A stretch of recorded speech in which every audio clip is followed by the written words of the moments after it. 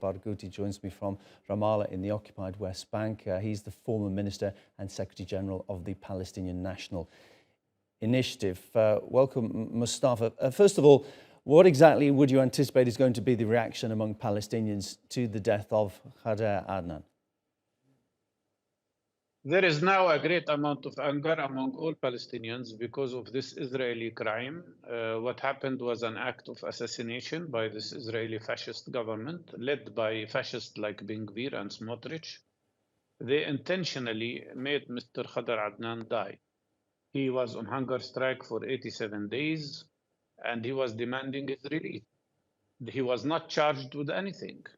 Israel and what he did was the most non-violent, peaceful act of resistance by going into hunger strike, demanding his release. And this is not the first time. He has been arrested 10 times before, each time with administrative detention, without charges, without trial.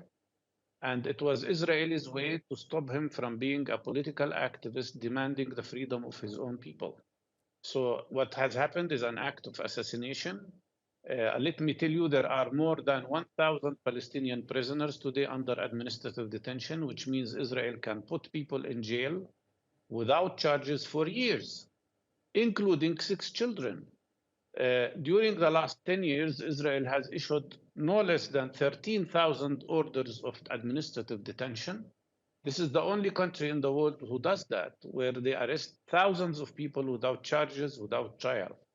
And the only thing that Palestinians can do is to go on hunger strike demanding their release. Israel insisted on keeping him and in pushing him towards death. And that's why there will be a very serious Palestinian reaction, because people today are afraid for their lives.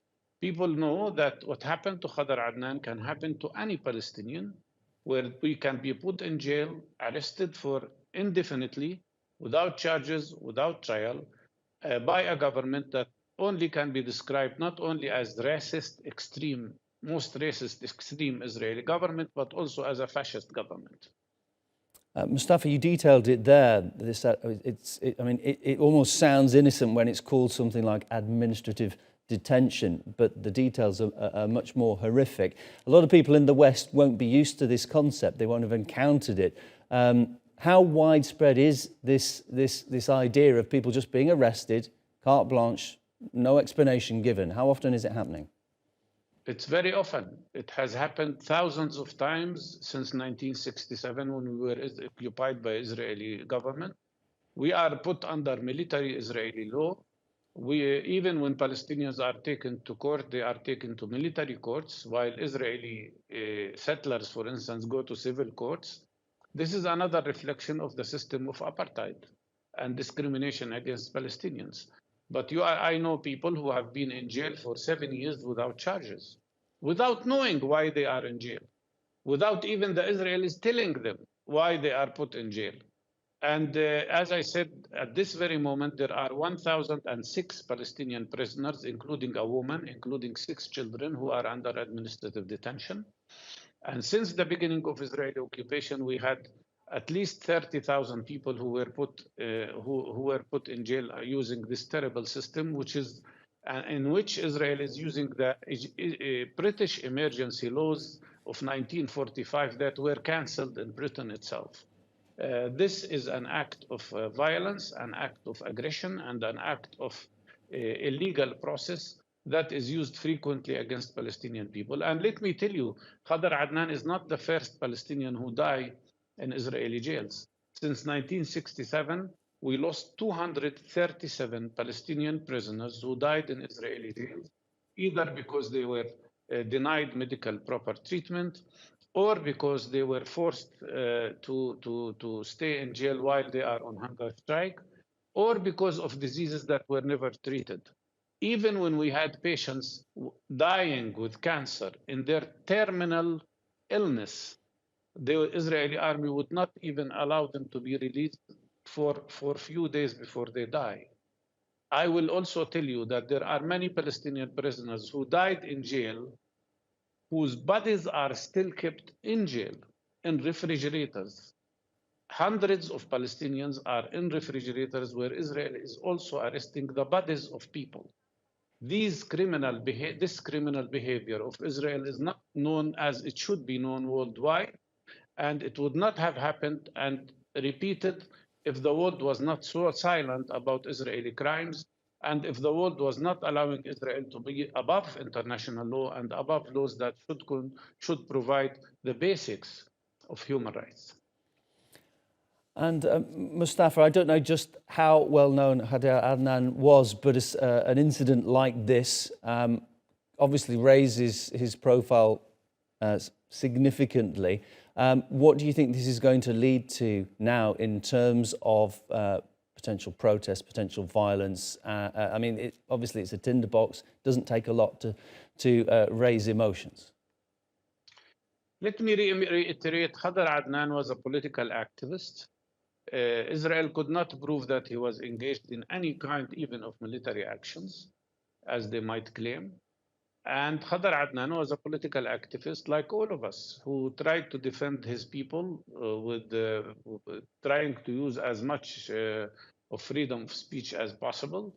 He was in solidarity with prisoners. He would visit families of prisoners. He would visit families of martyrs who die in Israeli jails or by Israeli gunshots.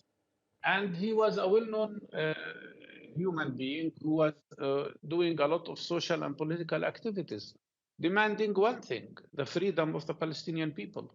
And of course, now his assassination in Israeli jails, in this way, the way it happened, of course, will make him a symbol of Palestinian freedom struggle. It will make him a symbol of those Palestinians who heroically used hunger strike to demand their freedom from the Israeli oppressive system. And of course, he will be a hero for all Palestinians, exactly like was Bobby Sands and others who went into hunger strike in Ireland, in British prisons, demanding the freedom of the Irish people, which they achieved.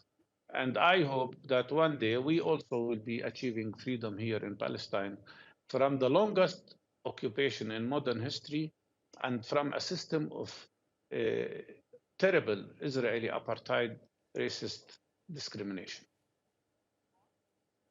And Mustafa, how would you assess the situation in the region prior to this incident? Was there any sign of improvement in relations? Obviously, this is a considerable setback, but how would you assess things prior to this?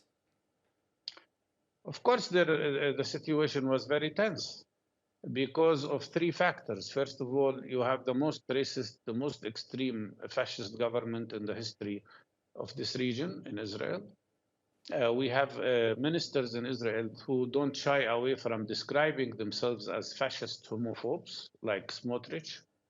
And the second most important minister in this government, Smotrich, said very clearly and openly that his plan and the plan of his government is to expand settlement activities everywhere to prevent the establishment of an independent Palestinian state. And Mustafa, I do apologise. I'm afraid that time has run out for us. My sincere apologies. Many thanks for joining me. Mustafa Barghouti, my guest, the former Minister and Secretary General of the Palestinian National Initiative.